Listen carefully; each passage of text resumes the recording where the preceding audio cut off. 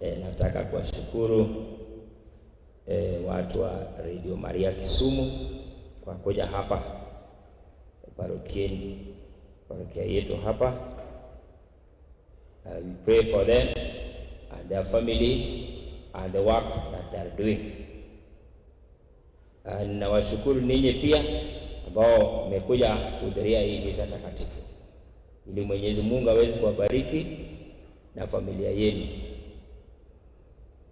Odiochieng' makawuono wan gi rapar maja takatifu miluongo ni Maria Goretti. Ne nyako matin, ne higni 12, ne jahigni 12 obedo jatakatifu. In kata wan gi higni moloyo mano, be iparo mondo ibed jatakatifu kata ibed jachung' kaka Mary Goretti. Mary Goretti mingi nene na japur, wuon gi bende ne ng'ano mochando. Ne gidak e piny mar Italy kuno kamiluongo ni Ancona. That's where they stay. They're living there. Ne gi jogo mochando, ne gipango mana ot. Omiyo wuon gi ne notho, koro we min gi ogo rak to pidho nyithinde to chulo ot. Koro in kaka mama in bende koro kibed koro achiedh nade kamidakie. Chuora onge, adak kenda, abro pidho nyithinda nade, abro dak nade. Kaw ranyisi mar min Maria Goretti. Notiyo, opango ode, opidho nyithinde go, nyithinda piyo. To Goretti ne en namba 3 kuom 7. Mago norito. Nopuonjre dini, ne en mama be mohero lemo. Koro nyaka wabed jogo mohero lemo bende. Nopuonjre dini, kosepuonjre dini, to nonego oyud baptism. Koro pesa michulo mano nanga mar baptism noongo go. Kata pesa minyalo chulgo kadi noongo go. Joduond gi ema ne omiye mano. Kodhi yudo baptism. To nyako modimre maber kabisa. Very faithful girl, dedicated girl, respectful to the parents. Iwinjo, hero jonyuolne. To kama nodakie, nitie rawera moro kanyo, ne iluonge ni Alexandro. Ng'e nyithindo moko kitgi ok ber. Sama odak kanyo, to en ogombo Mary Goretti, en odwaro Mary Goretti. You see? To Mary Goretti wajnane, gimidwaro kanyal timo. Ano kanyal ketho ringruokna nikech in. To nikech ne notamore, chieng' moro achiel nokawo pala bochwego Mary Goretti. Idho korofa bochwe Mary Goretti. Koyuak olor dhi piny. Joma nitie noyude botere gi ambulance otere hospital. To Alexandro be noluwe kama nodhi. To Mary Goretti nong'iye gi dirisa bonene, wachina Alexandro, an marach aonge okonyi. In idwa nega, anta aonge kodi gi marach. Yane temo puonjowa ni mondo iwe ni ng'ama okethoni kik mak kode sani. Paulos puonjowa kama endi Jorumi 12 ochiwo nyaka 21 ni ka jasiki ni kech to miye chiemo, ka jasiki ni riyo to miye pi, ka jasiki ni duk to miye nanga, ka jasiki onge kar buoro to miye kar buoro.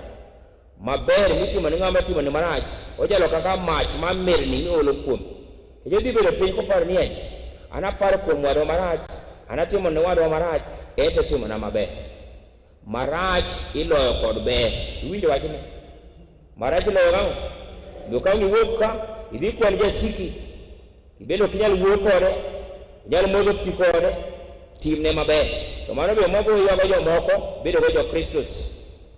Rach ok lo kod rach. Kata ka chwori mochandi, dhi nyise berno. Iwinjo? Kapod in gi chwori. Kata ka chiegi mochandi, dhi nyise ber. Kech here moongo godo, omiyo chalo kaka ochalono. Koro nyise hera.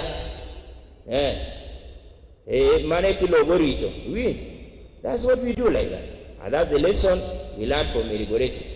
Wandudu wanyalo bedo jatakatifu. Kore kadhi e somo mokwongo mane owinjo. Somo mokwongo we got it from Prophet Hosea. Prophet ng'ano? Kwan madongo 2. Koro asechako somo Hosea, wadhi some juma ni duto. Isomo Hosea. Na Hosea ne jawulo ma Nyasaye noor ni andi odhi obed ranyisi no oganda mag jo-Israel. Nokendo dhako miluongo ni Gomer. Dhako miluongo ng'ano? Ok Jamer, iluongo ni Gomer. Luongo ni Gomer. Ok Jamer, Gomer. Ne giyudo nyithindo adek. Significant names.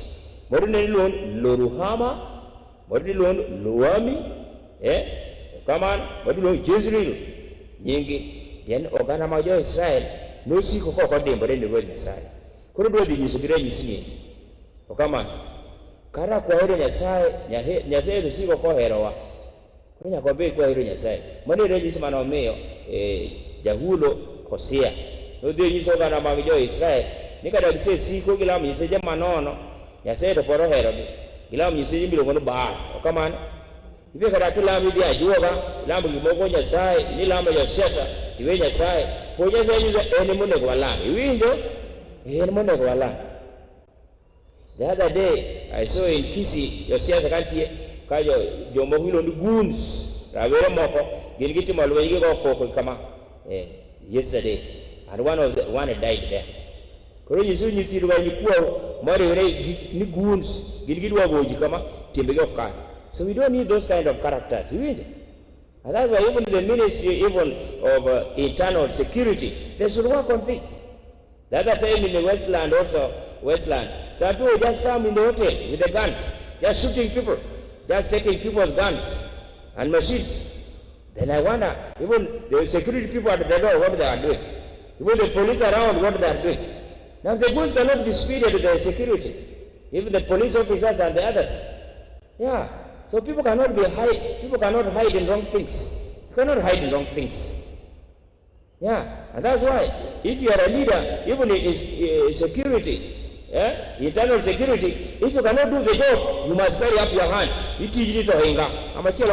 Come on. You cannot just continue like this. And then the goods take the override as if they are the ones in charge of this country. It is not correct. You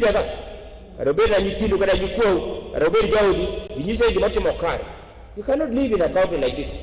When they go to the churches, they go to the hotel, everywhere. As if they are the ones overpowering this country here. And others are saying, we shall do. We shall do what?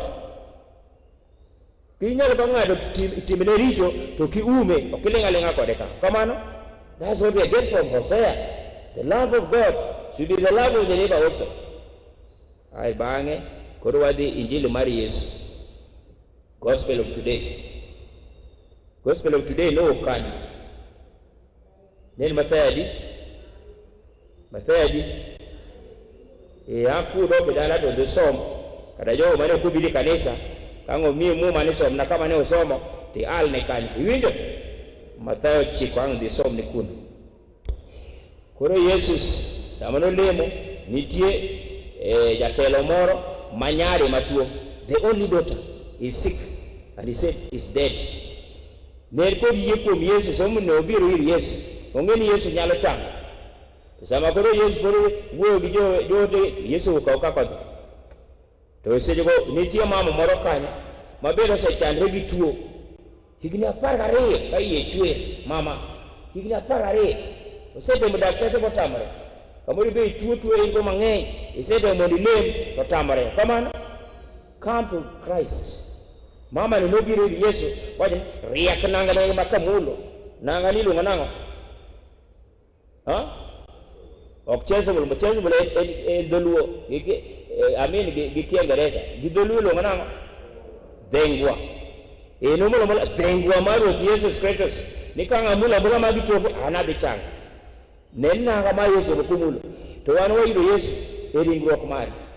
Komunyo matakatifu. Ginya sache, dande ginya sache kamano.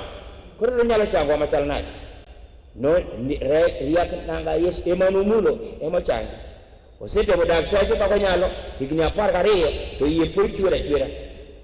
Men ping'er ko idho mtoka to mine moko bende nyalo ringo. Nitie mama moro ne matatu yie nene chwe. To mama ne tie machiel kode kar kada kawo gine leso mondo ume okonyego ochako ywak. Nur mama ni yie chwe. Mama makite ber kawo nanga to ume go maber kada tawel ma iwinjo gine leso nuo iwinjo. ko kuod wiye koro ki kuod wi wadu wene makare kendo malong'o ki kuod wi chuori kare wi chegi wene makare kendo malong'o Yesu nochango nikech noyie kuom ng'ano Yesu koro nyathi matiene wuon gi nikech yie mane en godo Yesu nodhi bochango chiere resuscitated from the dead okamano Jairus iluongo ni Jairus jomoko luongo Jairus okamano aya mama ni higni 12 obe noyie ni Yesu nyalo chango obe mula riek nanga Yesu change kendo iye ochung' wan gi tuoche mang'eny mopogore to koro wabiro ir Ruoth Yesu Kristo udhi kuom jomachielo mondi dhiri ajuoga dhiri dinini osechanga ma iwuotho mang'eny ibiro turo tiendi nono. Come back to Christ and pray and believe in the church you are praying. Come on, so come to church and even love this sacrifice of mass. Ubiro mesa kinde ka kinde ubiro yudo gweth mang'eny opoko winj ibiro mondo kaendi ikido gi tiji ibiro neno kinde gi gweth moloyo chando kumin go ot imondo mesa kaendi ikwaro Nyasaye ibiro ka pogruok nitie iwinj lem nyaka nyithindu gi chando mang'eny e school gi college kuonde ma gintie because many people are not praying. Present it all to the Lord and all is possible. Come on. So that's what we get like that. So today we are praying for those with the name Mary Goretti. Now, esa pale maoradika itine dude moko milo Mary Goretti. Onge dude milo Mary Goretti. Onge. The whole parish. So Mary Goretti onge wako. Nying malik mapoko winjo. Nyathi matin mobedo jatakatifu. Obedo jachung. Nyathi matin obedo jachung. Then I finish with the word that we put at the gate, Kidonje Gate, St. Lawrence, Amata. So we don't need. You may suffer many times when you are alive like this. But martyrs will suffer many times. They won't avoid suffering. But when they die, they remain to be remembered. You mean that? But psychopaths or hypocrites will avoid suffering. But when you die, you are finally completely forgotten. What a year give me to live as a martyr or a hypocrite or a psychopath. What a year marry. What a konya sai, what a konywa, Misa Mary Goretti ni, Moro Wakaura Isma Mary Goretti, or Bedi Yeno Motegno, and why you better the chum, he didn't want water, Moro ye marry, you are your moko, you better break a cradle in candy, tell you are your moko be Manyalu Louis, Moro Caniso Pung, Okamano. Don't be anyone who let you matter.